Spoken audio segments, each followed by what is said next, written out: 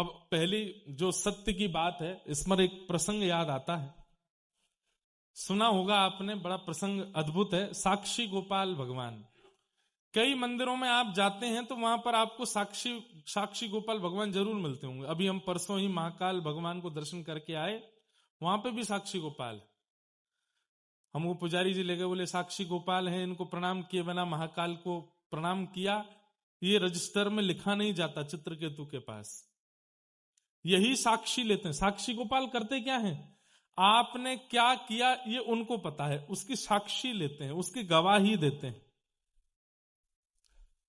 तीर्थ यात्रा पर कुछ लोग गए हुए थे, तीर्थ यात्रा विश्राम हुई तो एक बड़े वयोवृद्ध थे, उन्होंने एक युवा बालक को उसकी पीठ पे हाथ धर के कहा, तुमने मेरी इतनी सेवा करी है इस पूरी यात्रा में, अब तुम वापस गांव चलोगे, अपनी पौत्री का, अपने पुत्र की पुत्री का तुमसे ब्याह कराऊंगा।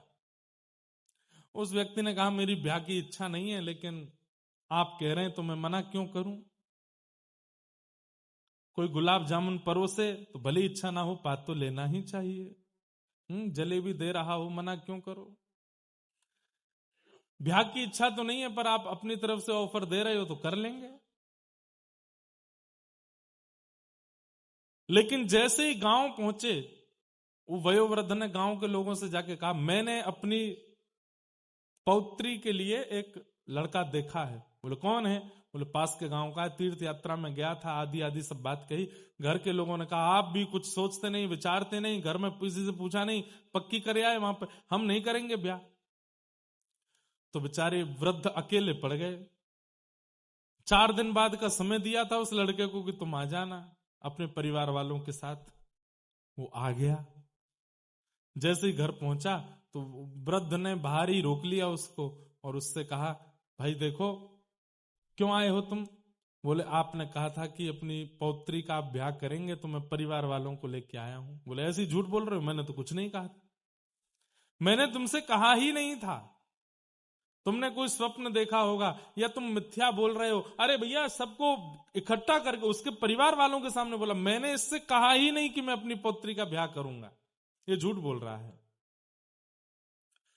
वो लड़का रोने लगा, उसने तो पूरे हाथ पांव बांध लिए, बोले मैं ब्याह नहीं करूंगा, लेकिन मैं ये बात साबित करके रहूंगा कि आपने कहा था, आप झूठ बोल रहे हो। गांव के सरपंचों ने बुला करके कहा, बोले भैया क्या बात है। उसने कहा कि इन्होंने मुझसे कहा था कि अपनी पौत्री का ब्याह करेंगे, अब मना कर रहे हैं। तो गांव के लोगों ने कहा, भाई देखो, अब कौन सत्य बोल रहा है, कौन झूठ बोल रहा है, ये तो कोई तीसरा व्यक्ति बतावेगा तो बात पता चलेगी। जब आपने इनसे कहा था कि आप अपनी पौत्री का ब्याह करेंगे इनसे, तब किसी ने सुना था? तो जो और भी लोग गए थे यात्रा पे, वो सब लोग भी मना कर दिए, नहीं हमने तो नहीं सुना था। तो उस लड़के ने कहा, अरे आधी रात हो रही थी, सब सो रहे थे, कोई नहीं जागा था, बस मैं और ये थे। बोले अब ये तो तुम ऐसी बात कर रहे हो कि हम कोई इस पे कार्रवाई कर ही नहीं सकते, कोई तीसरा व्यक्ति लेकर के आ जाओ जिसने सुनी हो तो हम मान जाएंगे।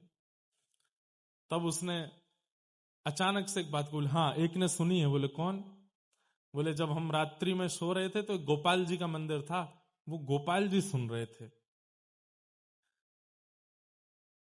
घर के सब गांव के पंचायती सब हंसने लगे।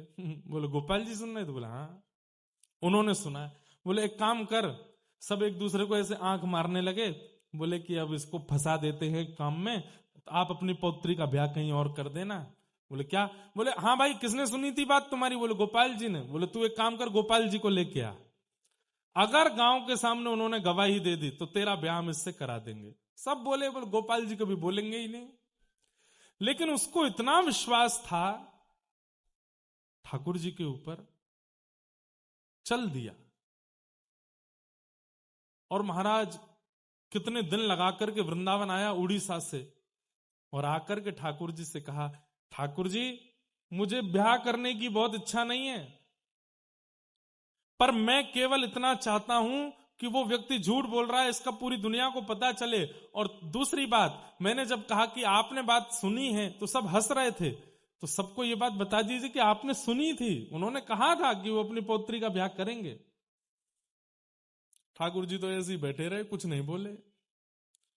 उसने मक्खन का भोग लगाया, ठाकुर जी को माला पहनाई, ठाकुर जी को इत्र लगाया। बोले आप बोलते क्यों नहीं हो, कुछ बोल दीजिए ना। हाँ, अपना काम होता तो नेक में ही बोल पड़ते, अब मेरे काम बनना है तो क्यों बोलोगे। ठाकुर जी से ऐसे वार्ता करने लगा। देखिए नाथ, आप बोलो चाहे मत बोलो, पर मैं ये जानता हूं कि आपने सुना है। बिन पग चले ही सुने ही बिन काना, मैंने सुना है कि आप सुनते हैं। तीसरा कोई नहीं था जिसने सुना था, आपने सुना था। कृपा करके चलिए ना मेरे गांव। रात्रि का समय हो गया, मंदिर बंद हो गया, पुजारी जी ने पर्दे आदि लगा दिए, बाहर देली पे बैठ के सिर पटकने लगा। बोले क्यों नहीं बोल रहे हो? नामदेव के लिए आप प्रकट हो गए थे, सूरदास के लिए प्रकट हो गए थे, सक्कूबाई के लिए प्रकट, मेरे लिए क्यों नहीं बोल रहे? मैं कुछ और नहीं चाहता, केवल बोल दीजिए कि आपने सुना था। मंदिर बंद के अंदर से ठाकुर जी बोल पड़े, ए बावड़े, ये कलयुग है, कलयुग में मैं मूर्ति के रूप में, मूर्ति कोई चलती है? मूर्ति चलती नहीं। बाहर से वो भक्त बोला तो वो बोलती भी तो नहीं है मूर्ति, आप बोल कैसे रहे हो? नाम जप भी नहीं करते, परिक्रमा भी नहीं करते। ऐसे साधन शून्यों को भी ठाकुर जी मिले हैं। कैसे मिले हैं? केवल और केवल विश्वास की कसौटी पर। उसे विश्वास है कि उन्होंने सुना है और वो इसी की रट लगाता रहा। ठाकुर जी प्रकट हो गए। बोले देख, तेरा गांव बहुत दूर है वृंदावन से, आने जाने में बहुत समय लगेगा। तो बोले तो क्या हो गया, चल दो। अरे वो बात ठीक है, पर तुम सब भक्त लोग हो, तुम लोग तो भूख प्यास सह ले, तो मुझसे नहीं सहन होता है। मैं तो एकादशी भी नहीं करता, मैं तो उस दिन भी प्रसाद पाता हूं, 8 बार भोजन करता हूं दिन में। बोले मैं आपकी सब व्यवस्था कर दूंगा 8 बार भोजन की।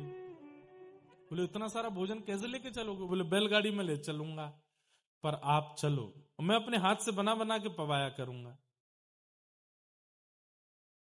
ठाकुर जी बोले अच्छा। और कहीं तुम हमको ले गए और अपने गांव से फिर वहां अपना काम वाम बनवा के वो मुझसे बोले अब चले जाओ अकेले वापस, तो नहीं नहीं, आप कहेंगे तो मैं छोड़ने भी आऊंगा और फिर पूरे रास्ते भोजन बनाता लाऊंगा, आप चिंता मत करो। ठाकुर जी बोले तो फिर एक बात और सुनो। बोले क्या? जब हम रुकेंगे तब हम दिखेंगे, जब चला करेंगे तो हम दिखेंगे नहीं। बोले मुझे कैसे पता चलेगी कि आप चल रहे हो? बोले मेरे नूपुर की ध्वनि आती रहेगी, मैं चल रहा हूं, पीछे मुड़ के देखना नहीं, तो जहां देखोगे वहीं रुक जाऊंगा। तो ठीक है। क्यों? ललित गति विलास वल गुहास। ठाकुर जी सीधे नहीं चलते, मटक मटक के चलते हैं, टेढ़े मेढ़े चलते हैं, उछल उछल के चलते हैं। और उस झांकी को कहीं इसने देख लिया तो गांव पहुंचने से पहले ही पधार जाएगा। इतने सुंदर लगते हैं ठाकुर जी चलते हुए, बोले कि इसने अगर मुझे देख लिया तो ये वहीं इसका जीवन अंत हो जाएगा। आहा। ललित गति के साथ ठाकुर जी चल पड़े वृंदावन से, जगह जगह रुक करके। अब जगह जगह नहीं रुक रहे हैं, एक दिन में 8 बार रुकते हैं, फिर वो भोजन बनाता है, ठाकुर जी को पवाता है। बड़े विचित्र हैं ठाकुर जी। एक लीला सुनाऊं। श्रीनाथ जी जब गोवर्धन से उदयपुर, अभी ठाकुर जी उदयपुर के पास में विराजमान श्रीनाथ जी, आज से 500 साल पहले गिरिराज जी में जतिपुरा के पास में ऊपर मंदिर में विराजते थे। गिरिराज जी की परिक्रमा करते हैं तो गिरिराज जी के पर्वत के ऊपर जो श्रीनाथ जी का सफेद मंदिर दिखता है, उसी में श्रीनाथ जी विराजते थे। 500 वर्ष पहले औरंगजेब के आक्रमण के कारण ठाकुर जी और एक अजब कुमारी नाम की भक्ता हुई राजस्थान में, उसके लिए ठाकुर जी वहां चले गए। तो जगह जगह ठाकुर जी के पड़ाव पड़े। कोटा में भी चरण चौकी है, ठाकुर जी की कुछ दिन वहां रहे, जोधपुर में भी रहे, उदयपुर में भी रहे, कुछ कुछ दिन कुछ कुछ साल सब जगह रुकते हुए, प्रसाद आरोगते हुए सब जगह से फिर नाथ द्वारा पहुंचे। ध्यान से सुनिए सब लोग, इधर देखो। तो जोधपुर के पास में उससे पहले अष्टयाम ठाकुर जी का भोग लगता था। जैसे सुबह 8:30 बजे बाल भोग लगना है, तो 8:30 बजे जिस नगर में पहुंचते थे ठाकुर जी, उस नगर के लोग बाल भोग तैयार करते थे, ठाकुर जी को पवाते थे। कुछ टोलियां आगे चल के बता देती थी इतने बजे तक श्रीनाथ जी आएंगे, आप लोग राजभोग तैयार कर लो।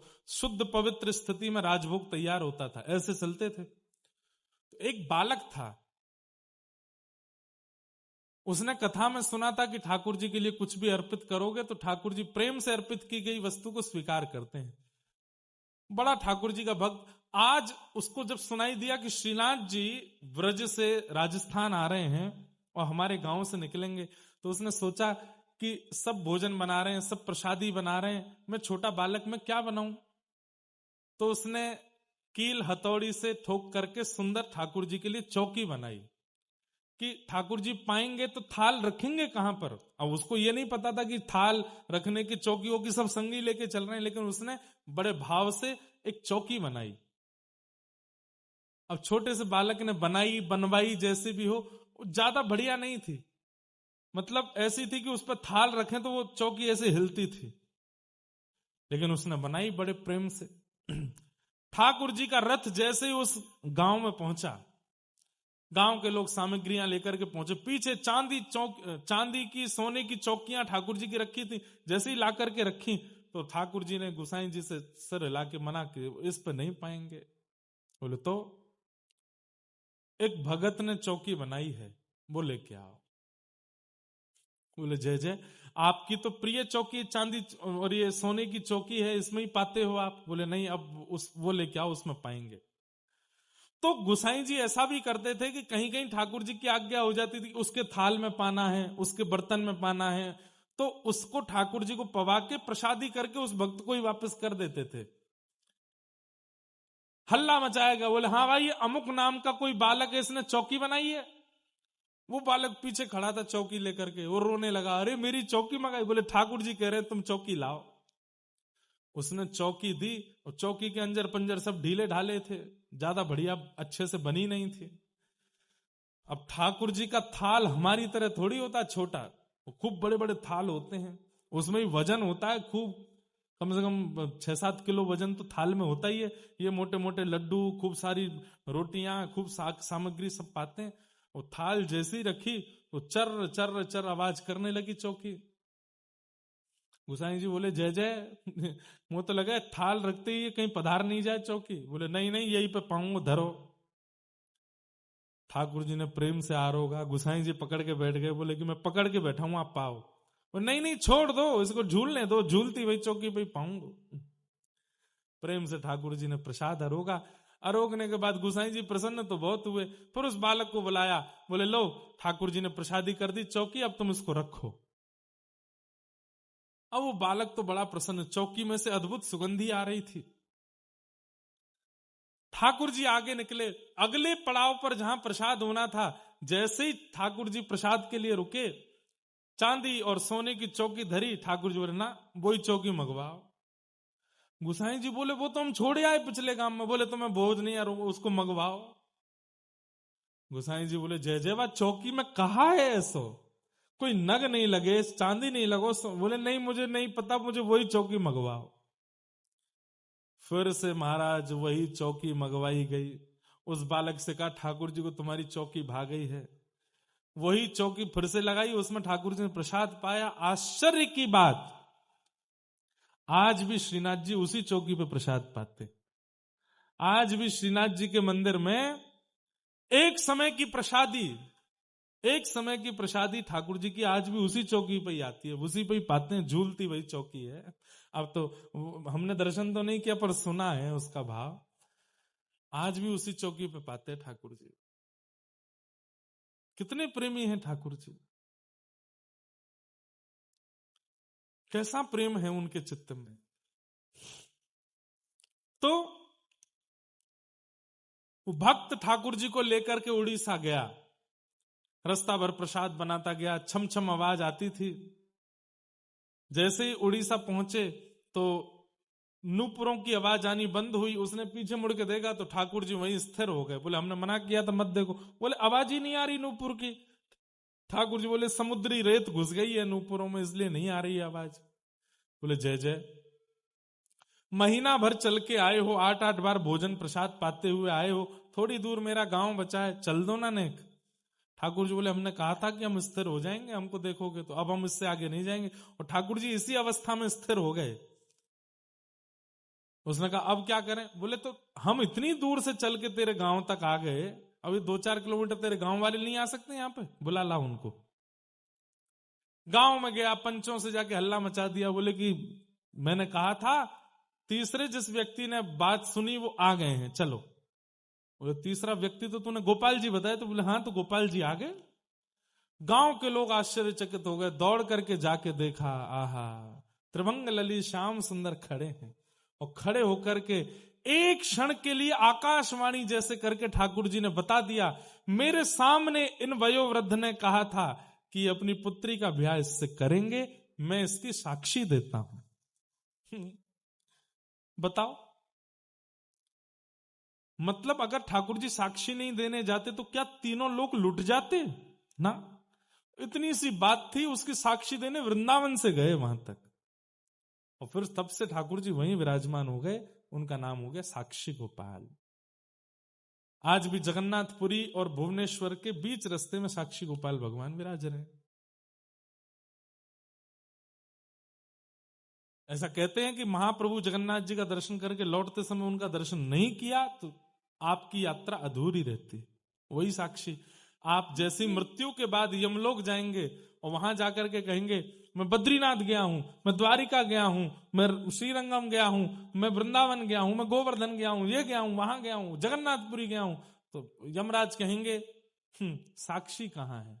हमको कैसे पता? अब जैसे पासपोर्ट होता है ना, आप जिस देश में जाते हैं वहां की मोहर लगती है, तो आपका पासपोर्ट इस बात की गवाही देता है कि आप इस देश में इन दिनों में जा चुके हो। भगवान ना करे कोई केस कर दे आप पे, उस दिन इसने मेरी दुकान पे आग लगाई, आपने कहा भाई इन दिनों तो मैं विदेश में था, तो कैसे बताओगे? बोले लोगों मोहर लगी है, इस डेट को मैं भारत से चला गया था। ठीक वैसे ही यमराज कहते हैं कि मोहर कहां है? तुरंत आप आंख बंद करके साक्षी गोपाल भगवान के अगर दर्शन किए होंगे तो उनका स्मरण कर लेना, हे साक्षी गोपाल भगवान आइए बता दीजिए। तब साक्षी गोपाल भगवान आते हैं, पूरा खर्रा बताते हैं। बचपन में पिताजी के साथ वहां गया था, मौसी के साथ वहां, बुआ के साथ वहां, इतनी गंगा स्नान, इतना ये, इतना वो, इतना ये, इतना ये सब इसने किया, इतना मिला करके इतनी यात्राएं इसने जीवन में की। ऐसे गोपाल जी। पर मुझे ऐसा लगता है साक्षी गोपाल भगवान भी देखते होंगे, भजनानंदी की साक्षी देने जाते होंगे, एरे गेरे इनकी नहीं देते होंगे। एरे गेरे कौन है? जो ट्रिप करने जाते हैं, यात्रा करने नहीं, ट्रिप करने जाते हैं कई। वो ट्रिप कैसी करते हैं? वो धाम में जाकर के भी व्यसन ही करते हैं, बस धाम नाम के मात्रा, नाम भाव से गए, वहां गए, पर वहां जाकर के भी शुद्धता, पवित्रता, इन सब का ध्यान नहीं रखा। ऐसे लोगों की साक्षी ठाकुर जी नहीं देते, भजन के भाव वालों की साक्षी। तो